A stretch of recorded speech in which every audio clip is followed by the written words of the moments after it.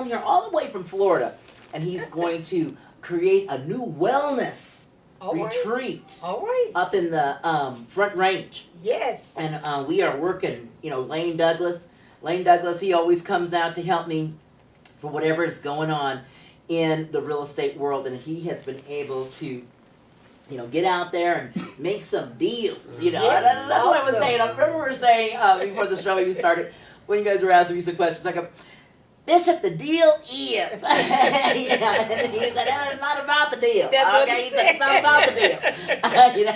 But I'm a deal maker, Yes. biggest power broker in the state, we be making deals. Yes, the deal yes, is anyway. yes. I digress. Hey, but this is what I'm talking about.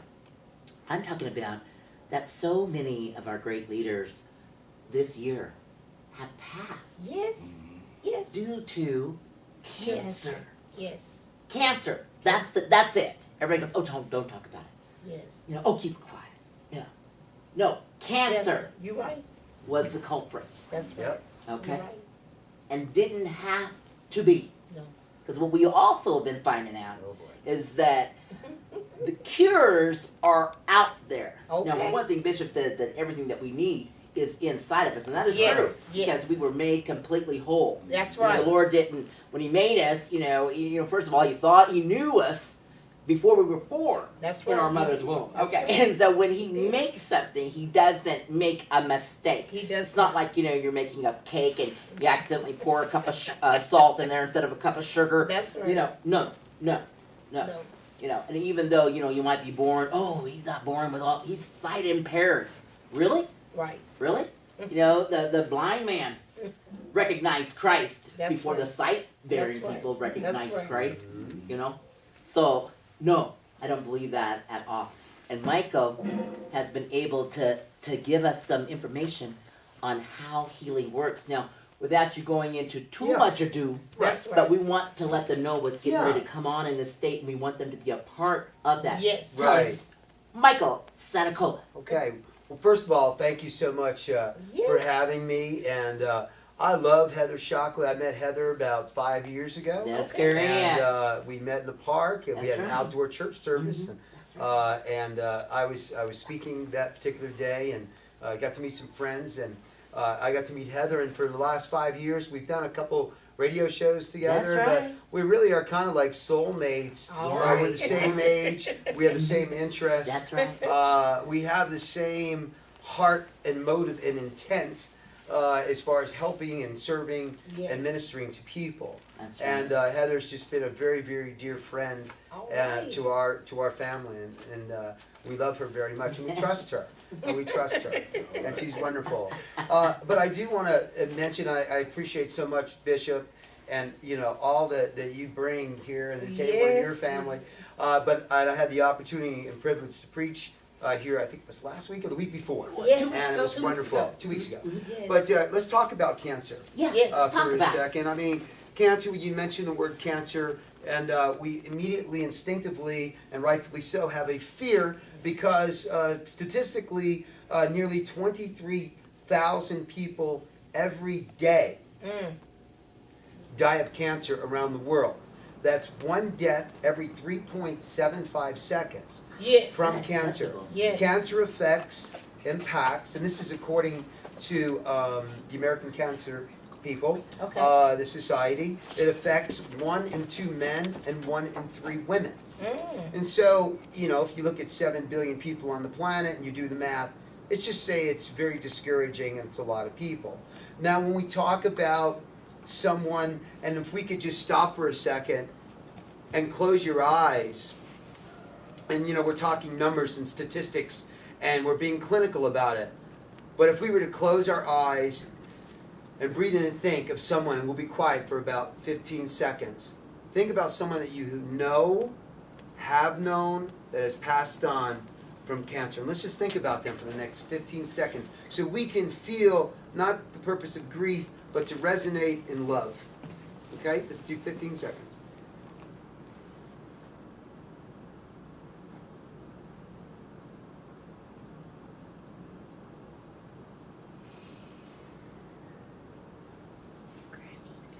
And it takes time because, does not the Psalm say that those who are broken in heart, is not God close to those who are broken in heart?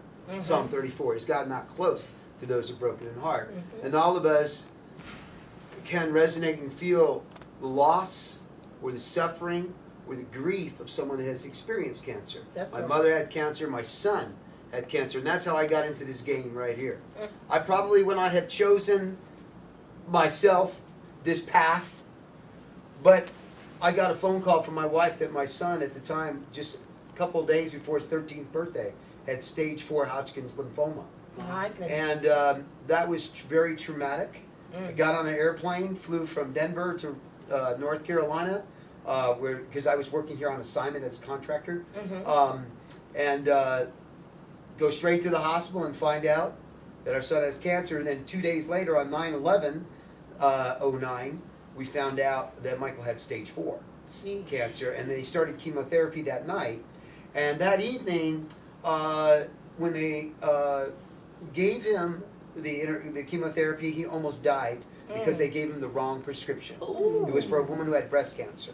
And so Mike had to be brought back to us. And we were witnessing all that. And it was probably one of the most horrific things ever.